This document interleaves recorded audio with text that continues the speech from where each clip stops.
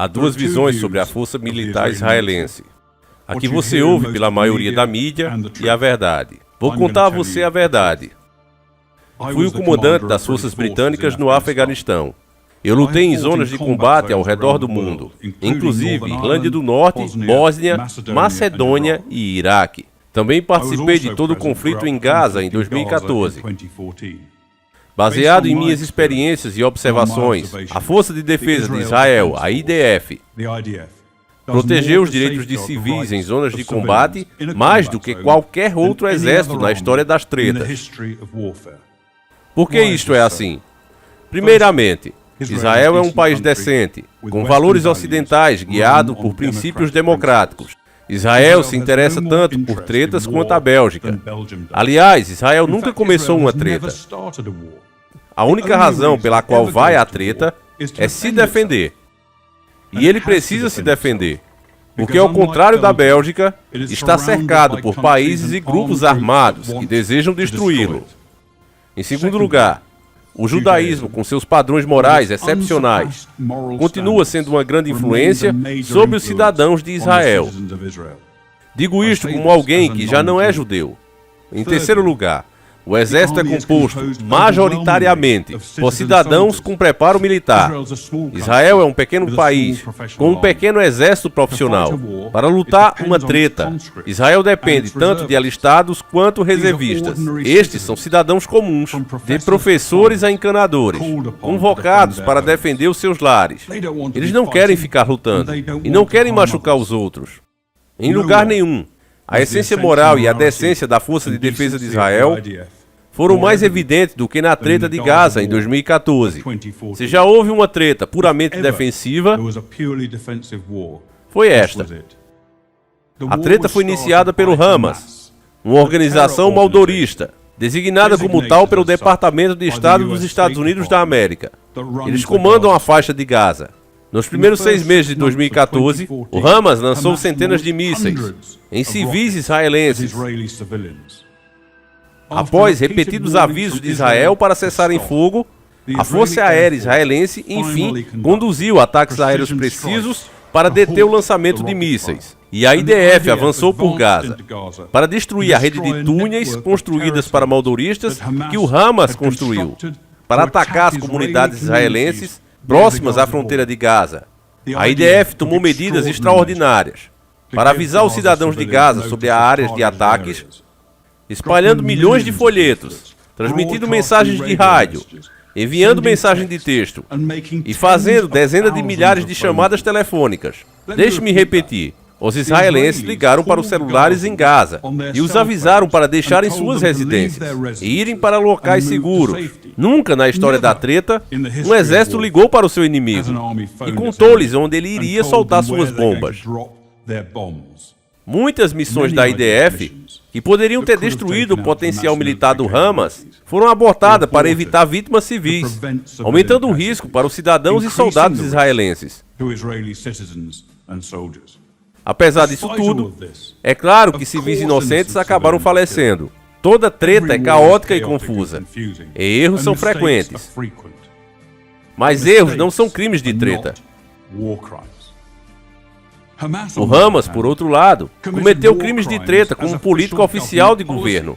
Ele posicionou de propósito seus recursos militares dentre a população civil, escondendo armamento em escolas e hospitais, e colocando lança-mísseis ao lado de prédios, forçando civis a permanecer em áreas que o Hamas sabia que seriam atacadas. Eles também instruíram a população a espalhar a mentira de que todos os falecidos em Gaza eram civis, mesmo se na verdade eles fossem combatentes. E se não houvessem falecimento de civis, o Hamas inventava. Vários sites da internet mostram palestinos cuidadosamente falsificados, vítimas de atiradores e ambulâncias batidas, entre outros horrores falsos. Isso é tão comum que existe até um termo, Pallywood, como uma Hollywood palestiniana. Ironicamente, são os próprios líderes do Hamas que melhor conhecem as medidas extraordinárias que a IDF é capaz de tomar para proteger civis inocentes. Eles se aproveitam ao máximo da decência e da adesão de Israel às leis de treta. Nenhum exército assume tantos riscos em nome de proteger os civis como o exército israelense assume. Eu digo isto como um soldado profissional. Digo isto porque é verdadeiro. E pessoas que se importam com a verdade devem saber. Eu sou o Coronel Richard Kemp. Meus irmãos, eu sou o Davi, seja bem-vindo ao canal Encarando o Sobrenatural. E o vídeo já começou dessa maneira por um motivo. Eu, durante a nossa história aqui de quase 10 anos, falta bem pouquinho para completar, eu evitei falar muito desses conflitos lá em Israel, porque eles são bíblicos. Até o fim dos tempos, Israel vai passar por isso. Agora, o que tem naquela terra, né? Um país pequeno, e o que é que tem lá que é tão interessante? Bom, segundo algumas pesquisas que eu fiz, materiais que servem para fazer as tais bombas atômicas, aquele solo é muito rico nesse material. É como se, de fato, a Terra, o nosso planeta inteiro, tivesse se originado lá. E aquele solo guardasse essas riquezas incomparáveis do início dos tempos. Apesar que falam aí que a Terra tem milhares de anos e não sei o que, passou por processos, isso e aquilo. As descobertas atuais mostram que não, né? Tem se encontrado tecnologia embaixo da terra, embaixo do mar. Os próprios monumentos que estão aí atravessando os séculos mostram que havia um conhecimento que foi perdido, ou pelo menos tirado da vista da população comum. Talvez seja guardado a 7 chaves por aqueles que estão no topo do poder. E é esses que estão no topo do poder, meus irmãos, que eles vêm distribuindo e criando uma agenda que ela tem que ser global. Valores e costumes de determinadas nações que preferem preservar esses valores, essas nações estão sendo atacadas e classificadas como extremistas, mesmo que sejam elas que estejam sendo alvo dos extremistas, como é o caso de Israel. Eu me dei o trabalho de assistir outras entrevistas e ver também, né, o que é que o outro lado anda dizendo, e eu vi que esses caras do Hamas, né, são muito protegidos até pelaquela organização que tem todo mundo nela. Ela tem um O, tem um N, tem um U, aí você faça aí, né, a soma, porque eu prefiro não falar aqui por causa do algoritmo, o canal já é muito prejudicado. E eles defendem, sempre que Israel tenta se defender e ataca, né, aí eles colocam, não, que isso aí é desumano e não sei o que, e começa a fazer ali as sanções contra o país, né. Então é bem complicado isso. E quando você vai ver o porquê isso acontece, né, porque é que pessoas humildes, ignorantes, que não tem grana nem para comprar uma casa própria e um carro, tem fuzil, tem tanques de treta, tem aviões, como é que eles conseguem grana para isso? Quem é que financia, né? É a grande pergunta que a maioria que está desperto sabe a resposta, né? Basta acompanhar a história para ver. Nosso canal fez vários vídeos sobre isso, alguns ainda permanecem no ar. Então, seguindo esse raciocínio, meus irmãos, tudo isso acontece porque hoje, para uma nação ser aprovada por esse conceito global, ela precisa ter, por exemplo, uma bancada que defenda o oposto do que aquele povo quer. Você está entendendo onde é que eu quero chegar?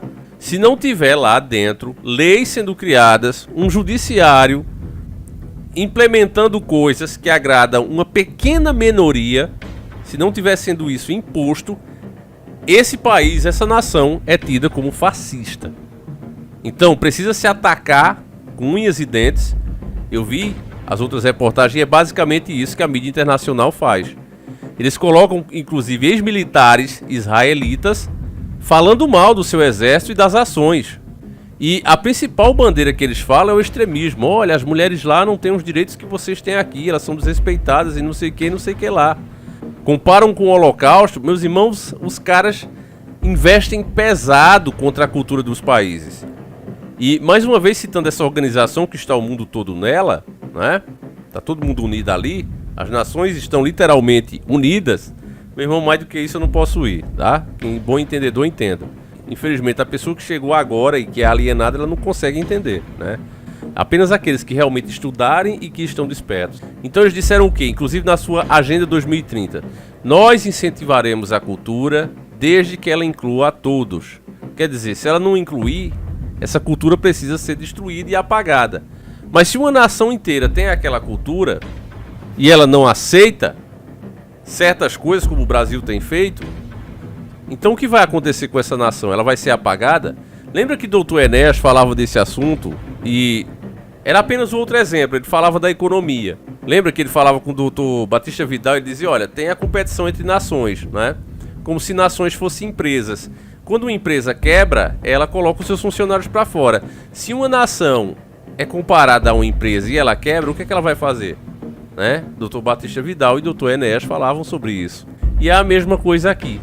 Se vão incentivar uma cultura, mas o país não aceita aquela cultura, aí vai destruir o país, vai destruir as pessoas?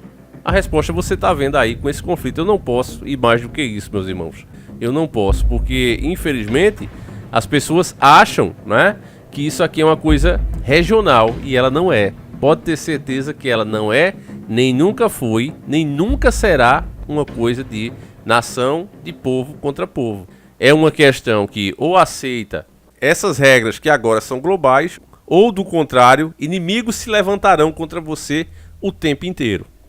No Brasil não existe isso aí todos os dias, nós não somos atacados pelos vizinhos, justamente porque nós e os vizinhos já nos rendemos. Somos nações de fachada, meus irmãos, somos uma farsa democrática, a verdade é essa. A grande verdade é essa, somos uma farsa, um país de faz de conta. O que é que eu posso falar mais do que isso? Eu já falei até demais. Enfim, eu vou pedir a você que valorize o nosso trabalho, deixe o seu like, compartilhe, comente. Muitas pessoas veem os vídeos e esquecem de fazer isso e prejudica muito, meus irmãos. Quem puder, se torne membro, né? O boicote está gigantesco nesse canal depois desse último strike, que eu tenho minhas dúvidas de quem fez isso, né? Prefiro aqui não falar, né? Mas eu tenho quase certeza do que aconteceu e eu estou muito triste. Mas enfim, né?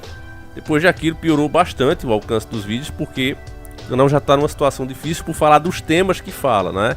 Aí vai uma pessoa e faz isso. Enfim, meus irmãos, enfim. Fiquem com Deus, um abraço e a gente segue juntos. Fui!